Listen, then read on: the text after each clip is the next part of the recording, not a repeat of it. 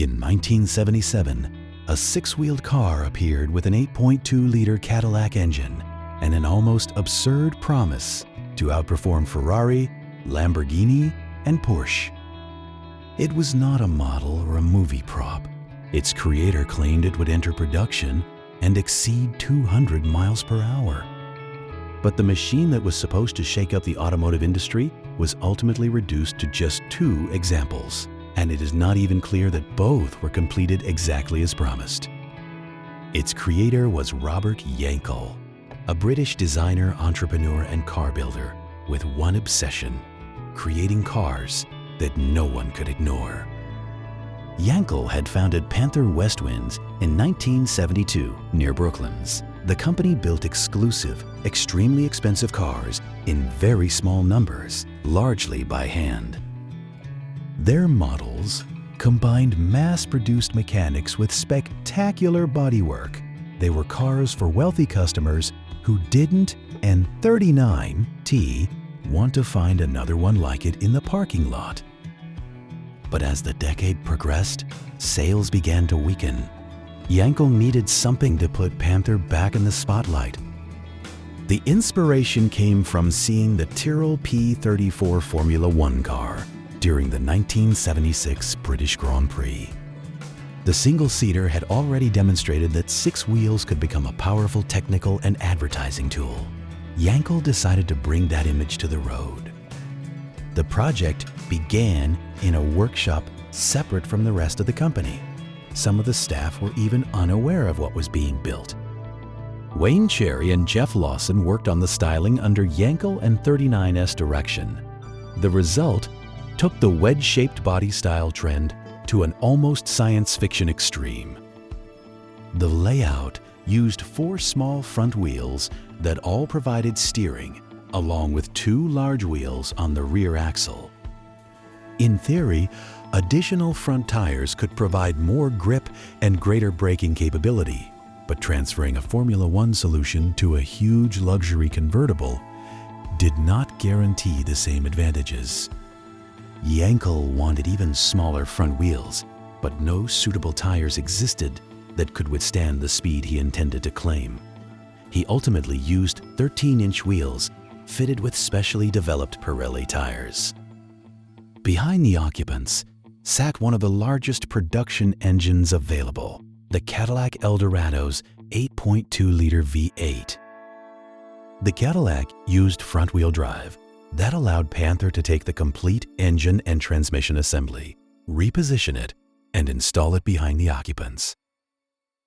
It was an ingenious solution, but the enormous engine sat very high and slightly rearward. Its weight distribution did not promise easy handling. In standard form, the engine produced around 365 horsepower. To turn it into a supposed supercar killer, American specialist Ack Miller developed a twin turbocharging system.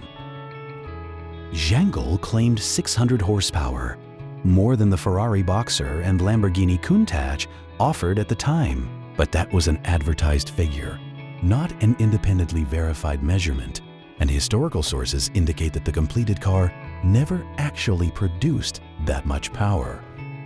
Panther also claimed a top speed of more than 200 miles per hour. Neither car was subjected to a serious independent test at the time to confirm that figure. Before we continue, tell me in the comments whether you would buy a 6-wheeled supercar, even if its top speed had never been proven. Subscribe to Under the Wheels and turn on notifications, because the biggest surprise was not under the hood. It was inside the cabin, and in the way this entire project disappeared. The chassis was built from welded square-section steel tubing, providing the rigidity needed to support the car's enormous size and mechanical components. Panther claimed a curb weight of about 2,890 pounds. Period publications suspected that the completed car may have been even heavier. Jankel used existing parts, Vauxhall components in the front, and elements derived from the Cadillac Eldorado in the rear. Each of the 4 front wheels had its own brake disc. On paper, that gave the Panther a substantial amount of front braking capacity. But the Panther 6 wasn't Shirt 9T meant to be an uncomfortable race car. Jankel wanted to combine supercar performance with limousine luxury. There were telephones in the armrests, something extraordinary in 1977. The dashboard even incorporated a small screen decades before large screens became commonplace. The specification sheet also listed digital electronic instrumentation, an extraordinarily advanced feature for a car unveiled in 1977. It also offered air conditioning, electric seats, power windows, combination locks on the glove compartments, and an automatic fire suppression system in the engine compartment. The large engine cover opened hydraulically. Everything was designed to make the car look more like a showpiece than a conventional industrial product. The Panther 6 debuted at the London Motorfair in October 1977 and became the main attraction of the show. Jankel publicly insisted that it was, and 39T, just a publicity stunt. He stated that production would begin early the following year.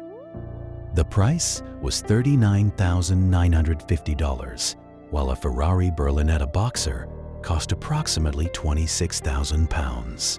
The Panther was more expensive than one of the world's most desirable supercars. At the end of the trade show, Jankel claimed to have received 15 orders. This figure comes from the company itself and never materialized into a production run. Among those interested was racing driver and constructor Alain de Cadenet, who even considered entering the Panther in an unrestricted class at the 1978 24 Hours of Le Mans. Jankel understood his customers perfectly. They might never drive at 200 miles per hour, but they wanted to say they owned something faster than a Ferrari, Lamborghini, or Porsche. Reality returned as soon as the show ended. Jankel drove the prototype from Earl's Court back to the factory and later recalled that the suspension had not been properly adjusted and the car kept threatening to stall. The vehicle that had dazzled the public was still far from being a car ready for mass production. One of the problems was the supply of the small front tires.